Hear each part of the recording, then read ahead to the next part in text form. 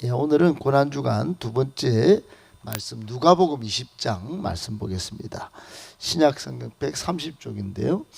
누가복음 20장 1절부터 8절까지 신약성경 130쪽 누가복음 20장 1절부터 8절까지입니다. 한 절씩 누가복음 20장 1절부터 8절까지 나누어서 읽겠습니다.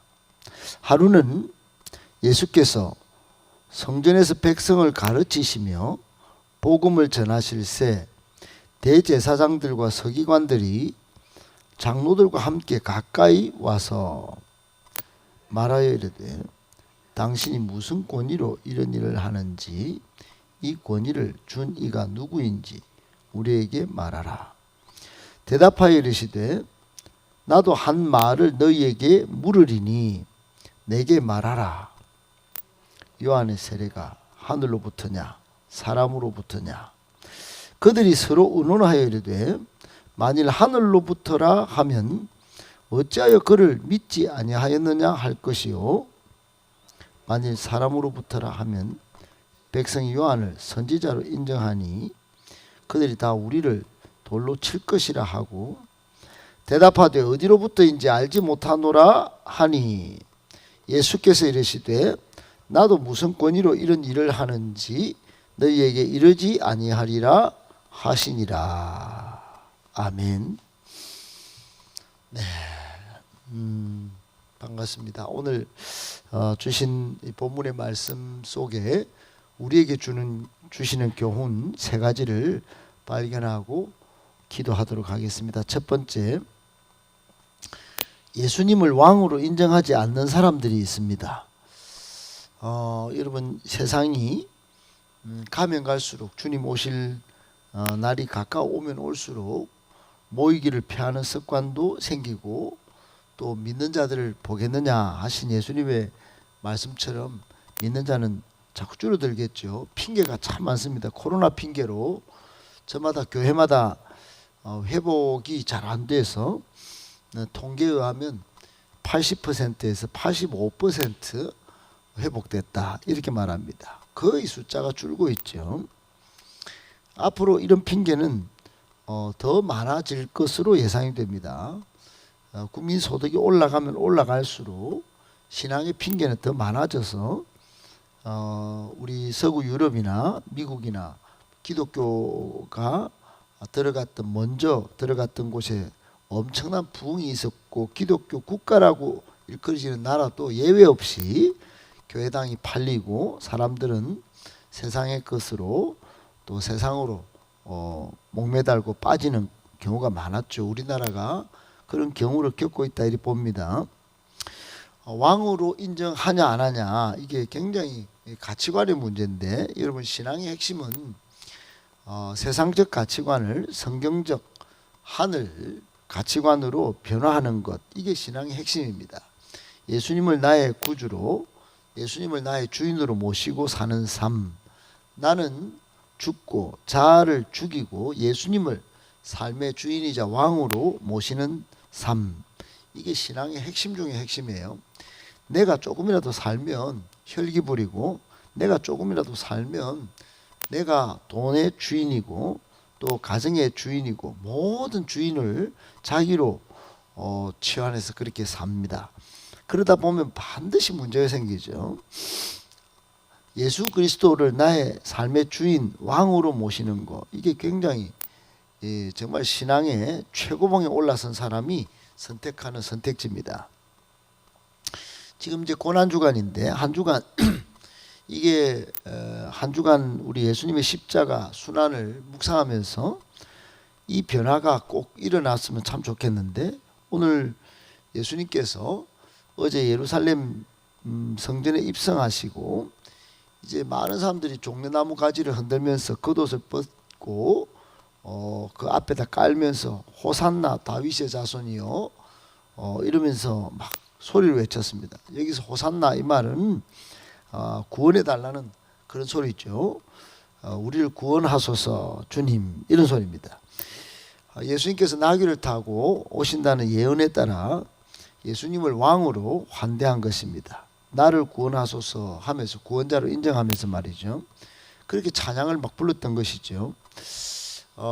사람들이 예수님께서 예루살렘에 입성하실 때는 그렇게 왕으로 인정했지만 곧바로 이어지는 누가복음 20장에 보면 무화과 저주 사건을 보면 예수님의 눈에는 왕으로 인정하는 것은 만무하고 전부 종교라는 이름으로 신앙의 모양만 가득한 그런 모습들이 가득 넘치는 예루살렘 성전을 보신 겁니다. 그리고는 잎만무성한 무화과 나무 하나를 저주를 퍼부었죠. 그런 사건이 성경에 기록되어 있습니다. 그리고는 성전 청결을 막 하십니다. 성전에 내 만민의 기도하는 집을 이 장사하는 이 강도의 구렬로 만들었구나. 그러고는 예수님께서 그런 막 완전히 막 질타하고 깨끗이 청소하는 일을 하신 것입니다.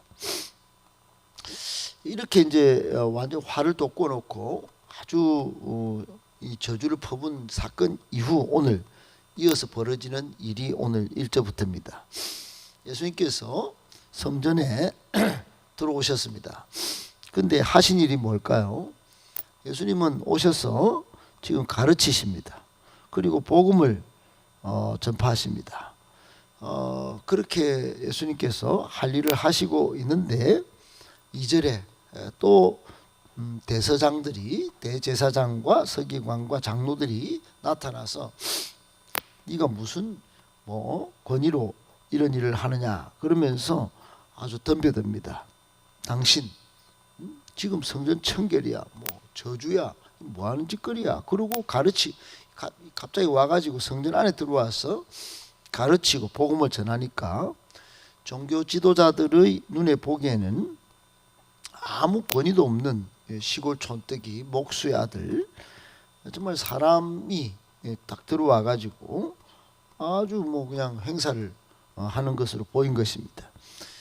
지금 조금 전에 사람들이 종려나무 가지를 흔들면서 호산나 하던 것은 온데간데 없고 예수님을 전혀 호산나로 인정하고 싶지 않은 사람들, 그 사람들이 지금 따지고 든 겁니다. 여러분, 이런 일들이 많아질 거라고 말씀드렸죠.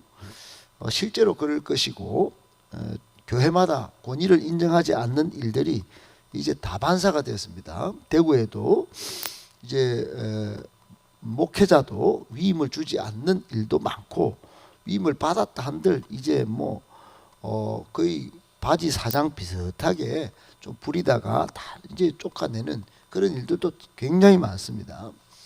이게 목회자의 문제이기도 하지만 전부 세상적인 관점으로 교회를 권위라고 하는 그런 관점에서 운영하지 않는 그런 일들이 너무 많다. 이런 일들이 너무 많다는 것입니다. 교회는 예수님을 주인으로 예수님을 왕으로 인정할 때 교회입니다. 그리고 성령의 인도하심을 받을 때 교회입니다. 성령의 기름 부으심이 없고 예수님을 주인으로 인정하지 않는 교회는 우리만 모여서 교회지 절대로 그걸 교회라 온전한 교회라고 보기 어렵습니다. 여러분, 이런 일들이 지금 처처에서 일어나고 있다는 사실을 꼭 기억하고 우리는 예수님을 주인으로 왕으로 인정하며 정말 그분을 제대로 모시고 사는 참된 성도 다 되실 수 있기를 예수님의 이름으로 축복합니다. 아멘. 두 번째, 힘들고 어려운 상황에서도 주의 일을 계속 해야 합니다. 여러분, 주님의 일, 예수님께서 우리에게 유언적으로 맡기신 일은 가서 모든 민족을 제자로 삼는 것입니다. 단순히 입만 벌려서 할 일을 한다 이게 아니고 제자로 삼는 것입니다.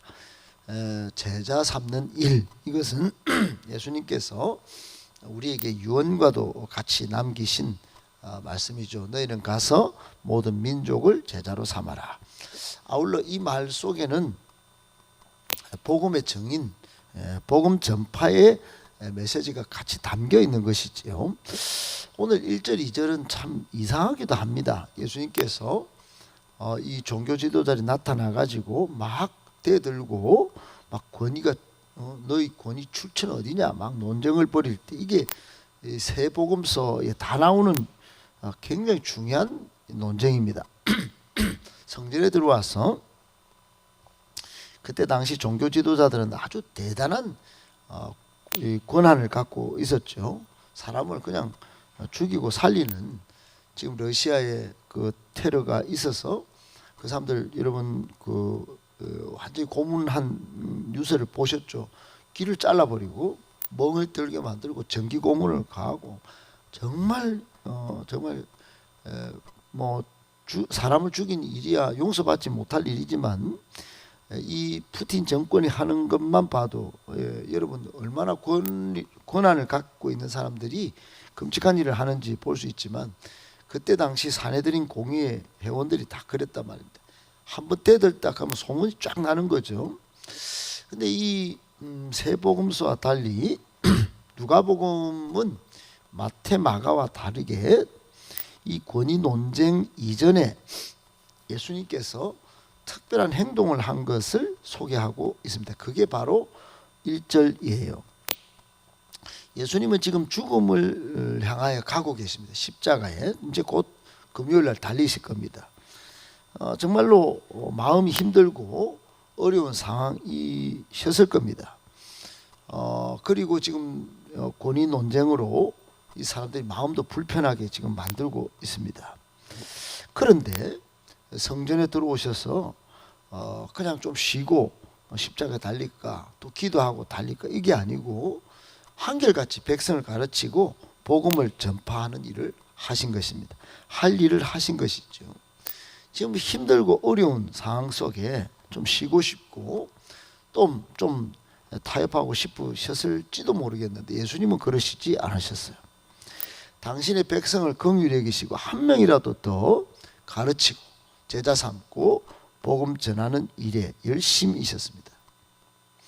여러분 이 일을 잘 배웠던 바울은 디모데에게 남긴 제자 디모데에게 남긴 편지 디모데후서 4장 2절에 너는 말씀을 전파하라. 때를 어떤지 못 어떤지 항상 힘쓰라고 말씀합니다.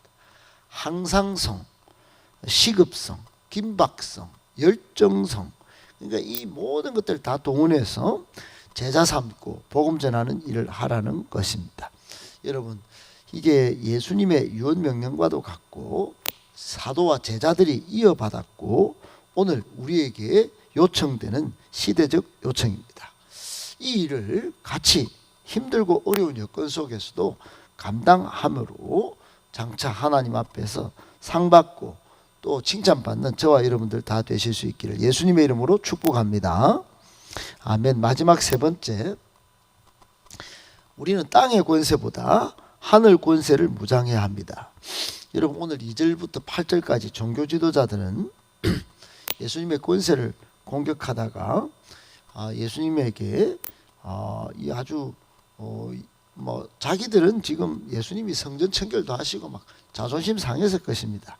무화과나무도 저주하면서 자기들 사실은 열매 없는 자기들을 향하여 빗댄 공격이라고 막 생각하고 막 정말 기분이 정말 어마어마하게 나빴을 것입니다. 그런데 이게 지금 본질적인 문제는 이 사람들 영적으로 무지한 거죠. 영적으로 예수님이 누구신지 전혀 모르고 덤비는 것이 이게 문제입니다. 여러분 신앙생활을 해도 교회를 다녀도 예수님이 누구신지 그리고 하늘 권세가 뭔지를 잘 모르고 그냥 다니면 이게 참 어렵습니다. 신앙생활만큼 어려운 일이 없어요. 이 새벽기도 나오는 것도 이게 보통 이게 뭐 어려운 게 아닙니다. 이게 의지로 이게 다 지켜낸다는 게 어렵습니다. 여러분 오늘 3절에 보니까 이 사람들이 권위를 누가 줬냐 이렇게 따지니까 예수님께서 잘 모르겠는데 이렇게 하지 않으셨어요. 소극적으로 대응하지 않고 오히려 적극적으로 역공격 질문을 하십니다. 요한의 세례가 하늘로부터냐 사람으로부터냐 이게 굉장히 아주 적극적인 이 대응입니다. 왜냐하면은 그때 당시 유대인들은 거의 요단강으로 가서 요한한테 세례를 다 받았습니다. 예수님도 요한한테 가서 세례 받고 이제 공생을 시작했죠. 그러니까 그만큼 요한의 세례가 그러면 전국적인 부흥회였다 이 말입니다. 그러니까 요한한테 덤벼들 사람이 거의 없었어요. 그러니까 지금 이 종교 지도자들은 예수님한테는 대들 이 용기가 있었지만은 요한한테 대들 용기가 없었다 이 말입니다. 그러니까 예수님 그걸 딱 간파하시고 아주 상당히 아주 놀라운 역공격 질문을 한 겁니다. 사실은 그 앞으로 돌아가면 종교 지도자들도 예수님한테 매우 치밀한 계략적 질문을 한 겁니다. 이 함정을 다 파놓고 지금 질문한 겁니다. 네 권위가 어디서 나왔냐? 그런데 예수님은 더 높은 지혜를 갖고 계시고 하늘 권세를 갖고 계셨기 때문에 아주 역공격 질문에 적극적이었던 것입니다. 뭐냐 하면은 이게 하늘로부터 왔다 하면은 여기 적혀 있지만은 요한이 세례를 주는 게 하늘로부터 온 권세인데 그러면 이거 야 왜 안 믿었냐 이렇게 하면 할 말이 없고 궁색하고 사람부터 왔다 하면은 요한으로 선지자를 인정하지 않으니까 이 대답 잘못했다면 돌로 안 맞겠나 이렇게 된 겁니다. 근데 이 종교주자는 예수님한테 네 권위는 어디서 왔냐 이럴 때 만약에 대응을 하지 않았다면 예수님께서 이 권세 없는 놈, 이 무자격자의 놈, 이 성전을 아주 회방하는 놈 이래 아마 예수님을 돌로 쳤을 것이고 하늘로부터 왔다 이렇게 주장하면 이 신성모독으로 몰아갈 태세였습니다. 그런데 예수님께서 요한의 세례를 딱 들고 나와가지고 아주 입을 딱 닫게 만든 겁니다. 여러분 이런 일들이 우리에게 필요한 것입니다. 지금 땅의 권세보다 하늘 권세와 지혜를 무장해야 할 이유가 딱 생긴 거죠. 지금 이 시대는 우리에게 많은 것을 따집니다. 우리에게 많은 것으로 공격을 퍼부어요. 여러분 그냥 내 몸 한 몸뚱아리 지키면 되겠지. 우리 가족은 신앙생활 하면 되겠지. 예, 가족 그 지켜집니까? 여러분 학교 가서 다 무너지고 직장 가서 다 무너집니다. 크면 결혼 상대자를 고를 때도 또 무너집니다. 여러분 이 일이 너무너무 많습니다. 그러니까 여러분 하늘 지혜와 하늘 권세를 무장하는 일 너무너무 중요합니다. 지금부터입니다. 지금부터. 그러니까 예수님께서 적극적으로 역공격 질문을 할 때는 예수님 안에는 모든 하늘 지혜와 하늘 권세가 다 있기 때문에 순간적인 그런 딜레마에서도 전혀 꿀리거나 또 눌리거나 그러지 않았다 이 말입니다. 여러분 자신 있게 당당하게 오히려 상황을 제압해가는 예수님의 모습 오늘 우리도 그렇게 무장해야 합니다. 그것이 기도와 말씀으로 무장할 때 가능한 것이고 단순 반복 지속적으로 양육을 받을 때 가능한 것이에요. 여러분 하늘 권세와 하늘 지혜를 무장하고 사역을 펼쳐나갈 때 이 세상은 잠든 세상도 깨어나고 주변에 우리를 삐죽거리고 또 힘들게 만드는 이 영적인 세력도 제압해 나갈 수 있다 하는 거 꼭 기억하시고 하늘 지혜와 하늘 권세를 이 새벽에도 구하시고 또 항상 더 간절하게 사모하시는 저와 여러분들 되실 수 있기를 능력의 성도 되기를 예수 그리스도의 이름으로 축복합니다.